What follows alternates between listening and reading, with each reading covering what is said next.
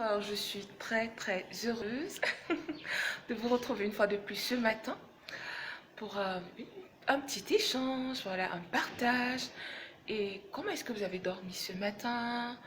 Et je vais par là vous souhaiter une excellente journée. Soyez prudents, faites attention à vous, ok? Ce matin, j'aborde un thème. Comment passer à autre chose après une déception amoureuse? Très difficile, très dur.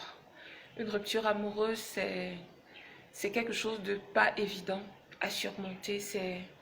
Je vous assure, parfois vous avez des envies de suicide, parfois vous n'avez plus goût à rien, vous restez replié sur vous-même et vous vous dites que vous avez tout perdu, vous vous dites que votre vie n'aura plus de sens sans ce partenaire avec qui vous avez cheminé pendant un moment. Ben maintenant, est-ce que c'est l'attitude à adopter?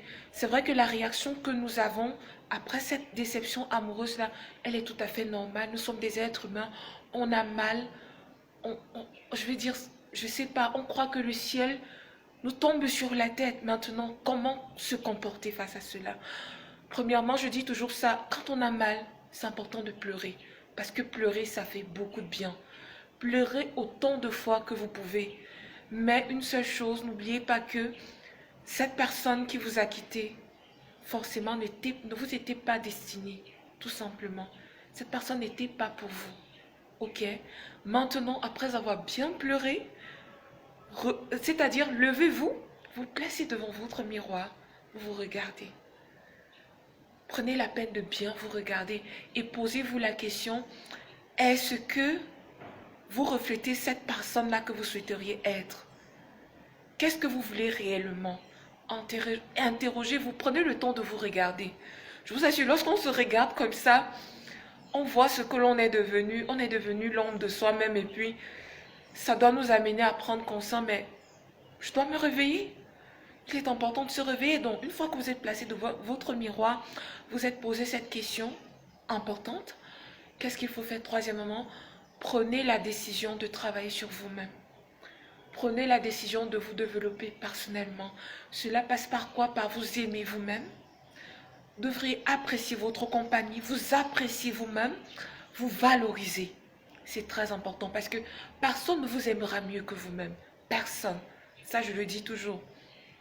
Donc, et c'est un processus, ça va prendre du temps, je vous assure. C'est quelque chose qui prend du temps, mais lorsque vous avez vraiment cette volonté-là de passer à autre chose, vous allez y arriver. J'ai toujours l'habitude de dire, parfois nous nous lamentons, nous pleurons, nous disons ceci. Mais pendant ce temps, ce partenaire-là qui vous a laissé tomber, il s'en fout carrément de vous, hein. Il est déjà passé à autre chose. Là, vous vous morfondez. Non, non, non. Ça ne sert à rien, ok? Donc, ensuite, qu'est-ce qu'il faut faire? Il faut sortir, rencontrer du monde, c'est très important. Rester replié sur vous-même, c'est continuer de vouloir sombrer, vous comprenez un peu. Sortez, rencontrez du monde, échangez, parce que rencontrer des personnes, ça fait énormément du bien. Donc, je vais par la même occasion vous partager cette expérience que j'ai eue. J'ai été fiancée pendant un moment. Et je vous assure, j'ai beaucoup aimé ce partenaire avec qui j'étais. Je l'ai vraiment aimé. Donc voilà, c'est vrai qu'il y a eu quelques petits soucis dans la relation. Et puis, j'étais tout le temps, voilà, attentionnée. Mais je me suis rendu compte que ce partenaire-là avait pris de la distance. Je ne voulais pas... En fait, je refusais d'admettre que il était petit à petit en train de se retirer de la relation. C'est un jour qu'il m'appelle, ce jour-là, c'était le jour de mon anniversaire. Il me dit, voilà, je souhaite qu'on se sépare. J'ai dit, waouh, j'ai eu un choc, je vous assure. J'ai pleuré, beaucoup pleuré. À un certain moment donné, après cette rupture, je me suis beaucoup délaissée, beaucoup. Je, je ne m'entretenais pas, je ne m'occupais plus de moi. Donc, pour moi, la vie était devenue fade, la vie n'avait plus de sens. À cette époque-là, j'ai eu une personne qui était mon ami à l'époque, mon meilleur ami à l'époque. Il m'a regardé, il m'a dit, mais Van, c'est quoi ça? La Van que moi j'ai rencontrée n'était pas comme ça. Pourquoi tu te laisses? Pourquoi? Tu dois passer à autre chose. Je ne comprenais pas. Je lui disais que tout allait bien. Mais au fond de moi, je mourais. Vous comprenez un peu. Et je remercie toujours Dieu pour ça parce que j'ai rencontré un très bon coach en développement personnel à l'époque, le coach Priscilla, avec qui j'ai beaucoup travaillé. Ça m'a vraiment mis du temps pour en arriver là, pour être cette femme merveilleuse que je suis aujourd'hui, cette femme qui s'assume, cette femme qui a véritablement confiance en elle. Donc ça prend du temps et tout dépend de vous, tout dépend de nous, vous comprenez un peu.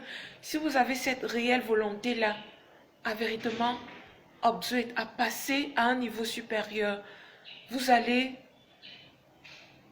vraiment laisser cette douleur-là de côté, traverser cela. Et je vais vous dire une chose, lorsque vous prenez conscience de la femme merveilleuse que vous êtes, vous allez vous rendre compte que vos prochaines relations ne seront plus pareilles. Parce que là, vous serez une femme qui a confiance en elle, une femme qui se valorise, une femme qui sait réellement le style d'homme qui sied à elle. C'est de ça dont il s'agit. Donc voilà, je tenais vraiment à vous encourager. C'est pas facile, mais tout dépend de vous. Ok, prenez soin de vous et à la prochaine. Bye bye.